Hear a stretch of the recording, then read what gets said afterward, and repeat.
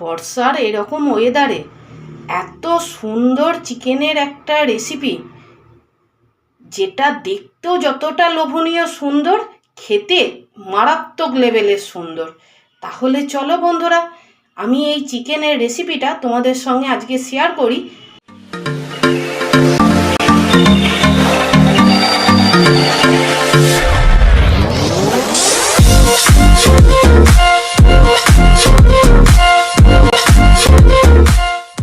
Hello friends, welcome back to my channel. আমি প্রিয়াঙ্কা। আমি চলে এসেছি আজ আপনাদের সামনে নতুন সুন্দর আর একটা ঝকঝকে ব্লগ নিয়ে।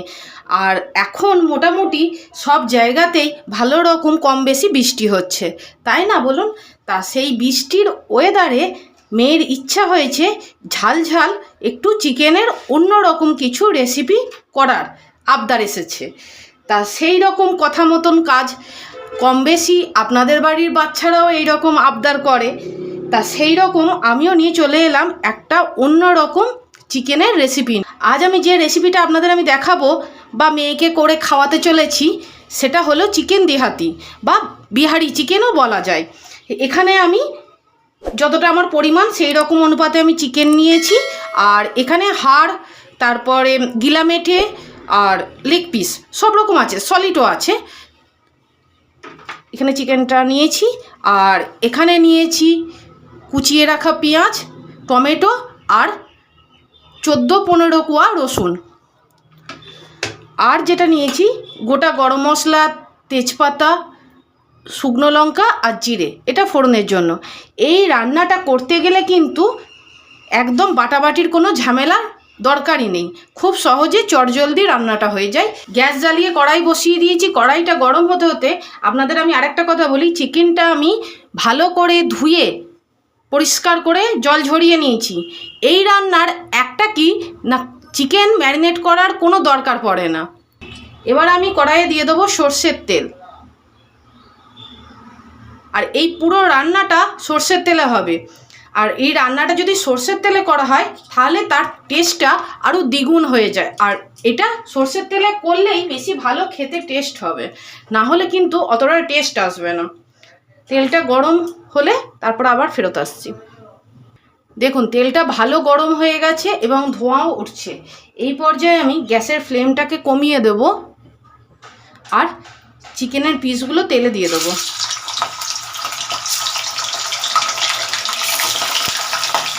হাই ফ্লেমে চিকেনটা 5-7 মিনিট একটু ভেজে নেব।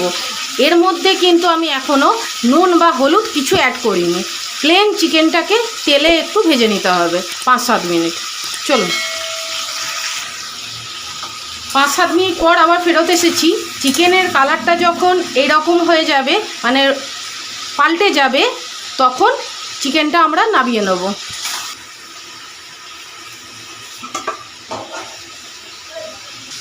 এবার ওই একই তেলের মধ্যে আমি এই গোটা গরম মশলাগুলো দিয়ে দেবো। গোটা মশলা থেকে খুব সুন্দর একটা গন্ধ বেরোচ্ছে। এবার আমি কুচানো পেঁয়াজগুলো দিয়ে দিচ্ছি। আর আমরা প্রত্যেকেই জানি যে পেঁয়াজ ভাজার সময় একটু লবণ দিলে পেঁয়াজটা তাড়াতাড়ি সেদ্ধও হয়ে যায় আর বেশ ভালো টেস্টও হয়। এই পর্যায়ে আমি দিয়ে দেবো কেটে রাখা টমেটো টুকরোগুলো। এখানে আমি 2 বড় সাইজের টমেটো নিয়েছি। আর দিয়ে দেবো 10-12 কোয়া যে রসুনটা আমি কেটে রেখেছিলাম, সেটা দিয়ে দেবো। আপনারা এখানে খেয়াল করবেন, আপনারা যখন বাড়িতে বানাবেন তখন যদি আপনাদের বাড়ির মেম্বাররা রসুন মানে গোটা রসুন খেতে পছন্দ করে, তাহলে আপনারা এখানে 2-4টে গোটা রসুনও দিতে পারেন, তাহলে খেতে আরও সুন্দর টেস্ট হয়। আমার বাড়িতে সেইভাবে গোটা রসুন অনেক পছন্দ করে না, তো তাই আমি এইভাবে রসুন দিয়েছি, গোটাই দিয়েছি, কিন্তু খুলে কুয়া থেকে খুলে ছাড়িয়ে পরিষ্কার করে। আপনারা খোলা সমেত আর কি গোটা রসুন দিতে পারেন, তাহলে আরও সুন্দর খেতে লাগবে।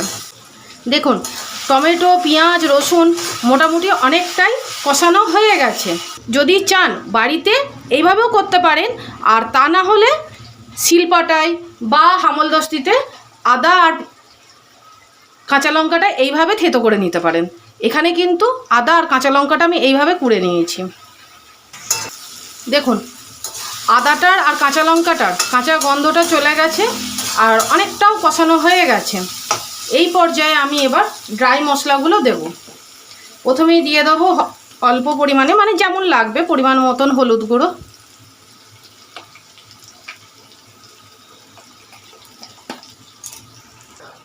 এরপর দিয়ে দেবো ধনে গুঁড়ো,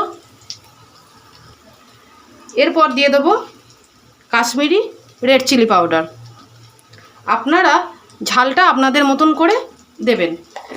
এখানে লঙ্কার গুঁড়োও দেওয়া যায়, কিন্তু আমি যেহেতু কাঁচা লঙ্কা বাটা দিয়েছি আবার শুকনো লঙ্কা ফোড়নে দিয়েছি, সেই জন্য অতটা বেশি ঝাল দিলাম না, কারণ মেয়ে খেতে পারবে না। কিন্তু অ্যাকচুয়ালি এই রান্নাটা একটু ঝালঝালি খেতে বেশি ভালো লাগে।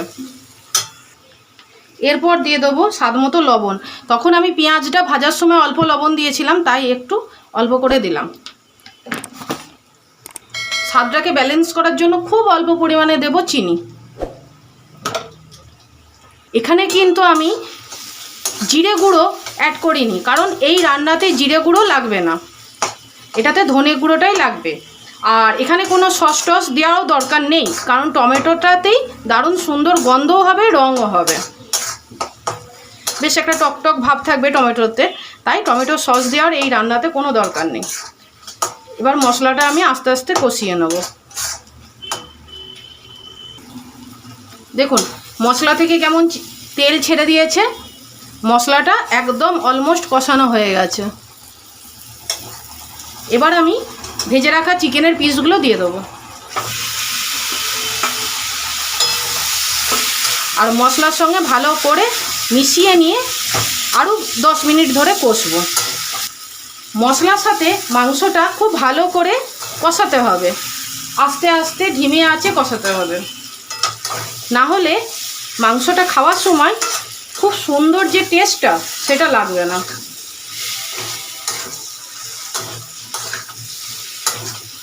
চলুন ভালো করে কষিয়ে নিই।